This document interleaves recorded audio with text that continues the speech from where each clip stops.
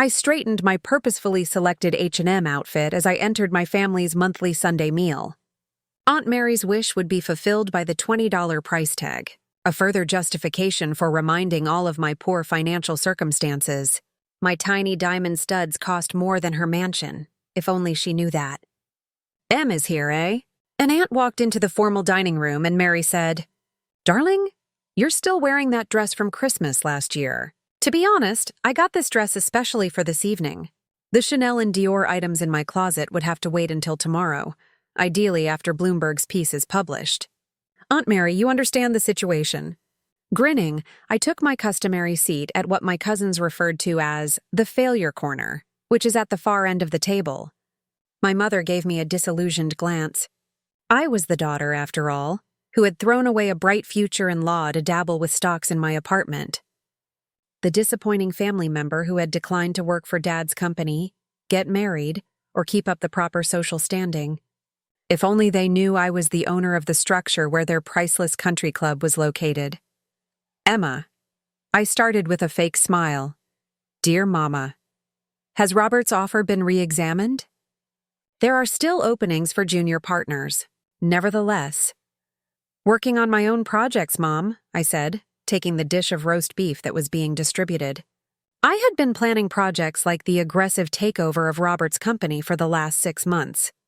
"Initiatives?" William, my cousin, snorted. "Is that the new term for day trading?" When I thought about the hedge fund I had created from scratch, the one that recently successfully closed its $5 billion transaction, the one that would come to light as mine in the morning. "How is the market doing for you?" Uncle George posed a phony worry. "Still aiming for greatness?" My wealth, securely concealed behind offshore accounts and dummy corporations, crossed my mind. $340 million at the moment, but it would probably rise after tomorrow's statement, I said in a low voice.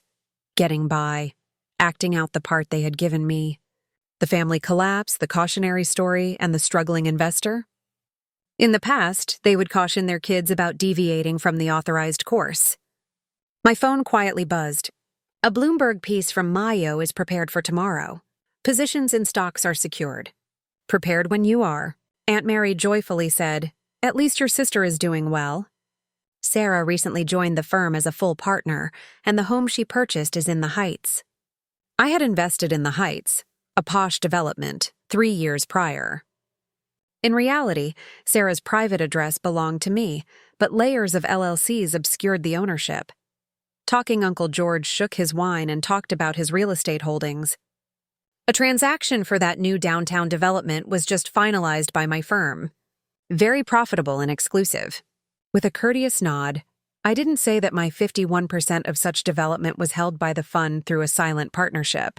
Although Uncle George was unaware of it, his company was effectively working for me. All of this was Emma's to have. This is Mom's side of the table. Yale Law, top of her class. She could have chosen a company, but she had to pursue her investment fantasy. The family disappointment must be someone. As she displayed her new tennis bracelet, Cousin Rachel chuckled. Not everyone can succeed. The bracelet was a fake of the one I had last year, which I purchased from Cartier. However, the purpose of tonight was not to flaunt affluence. Let them dig their own holes tonight. A little more deeply. "Emma, more wine?" "With sweetness," Aunt Mary offered. "Living in that small apartment and trying to make ends meet must be really difficult for you." Actually, the entire top floor of a posh building I owned was my flat. The impoverished way of life they ridiculed was deliberately designed to conceal what I had created while they were not looking. "Much obliged, Auntie." I took the wine while once more looking at my phone. An additional message. Financial Times wants morning edition to get an exclusive opinion. Investment circles are talking about your revelation. They would all discover tomorrow that something exceptional had been built from the family's failure. That the daughter they disregarded as being gullible had founded one of the city's most prosperous hedge funds. The cousin they made fun of had been secretly purchasing half of the properties they boasted about. I would, however, allow them to enjoy their last-time illusions. "Have you been informed about the Mitchell purchase?" Straightening his fake Rolex, William boasted. "Top transaction for the quarter." My group took the lead. The talks. My wine glass covered my smile.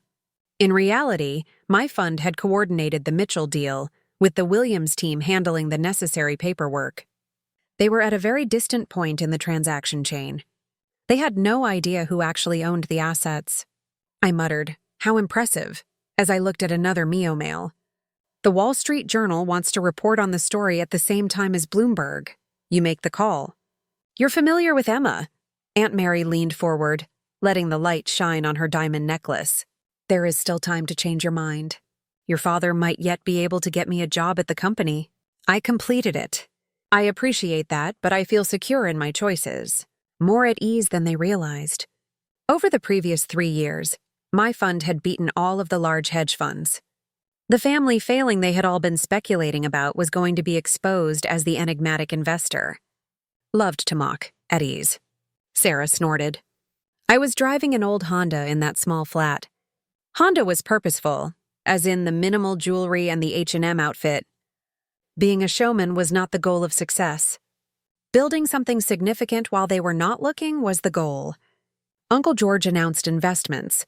We recently bought that downtown boutique hotel. Really special offer, only limited partners. I gave a nod, bringing to mind the documents I had signed the week before. By way of a sham corporation, my fund held 60% of the hotel. It was just being managed for me by Uncle George's firm.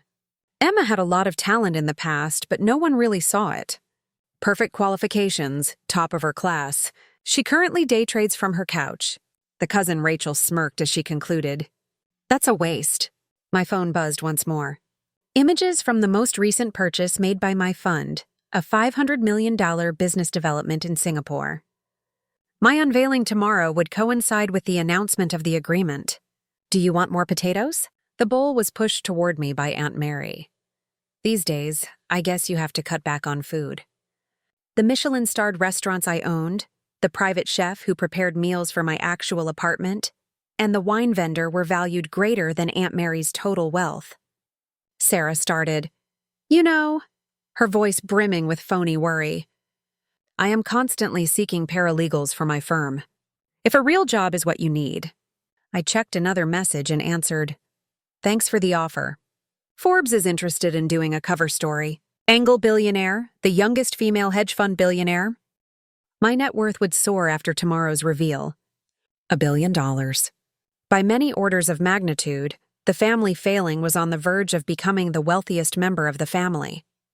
Aunt Mary, at least try to wear something decent to supper. Loudly whispered, It appears that the outfit was purchased at a department store. I apologize, Aunt. I'm sorry I neglected to mention the Dior dress I have hanging in my wardrobe. Press conference tomorrow. I will attempt to improve. How unfortunate, Mom whispered to her sister. She had it all at her fingertips. The ideal profession, the ideal contacts. My possessions were beyond their comprehension. My fund had billions of dollars in assets. Included in my investment portfolio were half of the city's most expensive properties. CEOs, world leaders, and real billionaires, not the country club socialites they worshipped, were among my contacts. Emma, more wine? George, Uncle presented in a patronizing manner. It could be beneficial for the career scenario. If only he were aware that I controlled the vineyard from which this wine was made, and that his special wine club membership was at a facility that my fund owned. Obtained the previous year, that all of the real estate transactions he boasted about needed my final permission. The meal went on with a series of subtly offensive remarks and patronizing remarks. Every comment pushed forward tomorrow's transformation from gratifying to amazing. They were crafting the ideal script for their own degradation. As Aunt Mary began to provide yet another criticism of my poor life choices, everyone's phones rang with the first notification. Breaking news from Bloomberg Markets. Oh, this is interesting, William remarked as he looked at his computer. Finally, they're disclosing who that enigmatic hedge fund manager is, Phoenix Capital's back end. I felt my heart pound a little. That was it. The instance Phoenix Capital was the result of meticulous planning over 5 years. Uncle George sat up. This fund purchased half of downtown. It should be good. Apparently, they're preparing a complete reveal for tomorrow morning, Sarah continued as she browsed through her phone. Speculation about who it might be has already begun. My own phone was checked. The 321 media embargo is lifted. Then all the phones at the table buzzed at once. The headlines began to appear.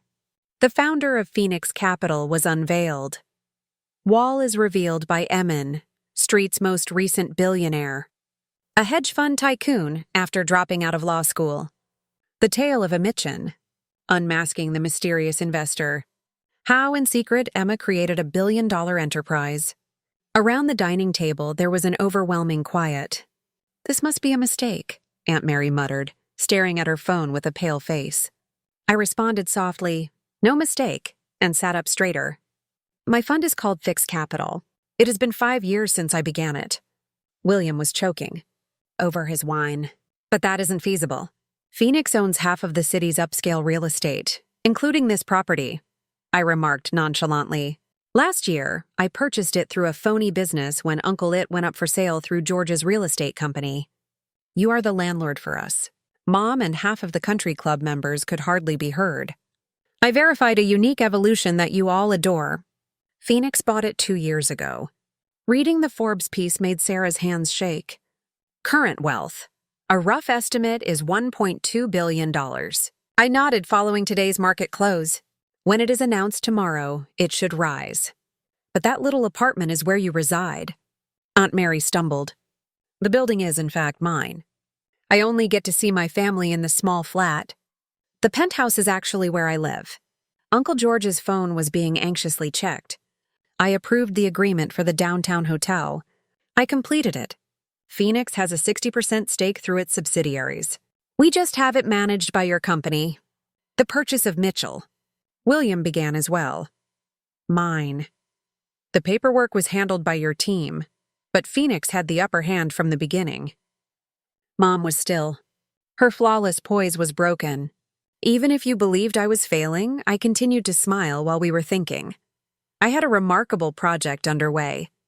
Every transaction you boasted about, every asset you envied, every special investment you celebrated needed my blessing. Smoothing down my H&M dress, I got to my feet. I should attend tomorrow morning's news conference. Initially, though, I took out a stash of letters. "Which are these?" Sarah took one with shaking hands and asked. "Declarations of ownership. Every investment, every property, and every transaction you considered, everything you managed could be tracked back to Phoenix Capital." Chaos broke out in the room. His office was being called by William. Sarah was sending urgent texts. Her lawyers. Uncle George was sitting there looking at his phone, watching his real estate business fall apart, when it was discovered that he had been working for his niece all along. However, why conceal? "Is it?" Mom eventually inquired. I responded because I wanted to see who you were in real life. Your treatment of someone you believed to be having difficulties. Your behavior when you felt you were better. I made my way to the door and then turned around. Aunt Mary about this garment too. When I took out my phone, I saw a picture of my actual closet. The value of my clothes surpasses that of your home. I decided to dress in H&M tonight. Showing off money isn't always the key to success. It's about observing people as they show their actual personalities. The following morning, I entered the shining building downtown that housed my fund's actual headquarters. The dress I wore from H&M was a Chanel knockoff. I replaced my simple jewelry with real diamonds. One moment during the press conference stuck out among the flurry of cameras and inquiries. "Why keep up the charade of struggling for so long?" the reporter said. I pondered all the Sunday dinners, every one of the patronizing remarks, every single real contempt and phony concern. "Achievements are more than just generating revenue," I responded. "It comes down to comprehension, people's actual character. Occasionally, the best way is to let people do it to create an empire. Believe that you have nothing.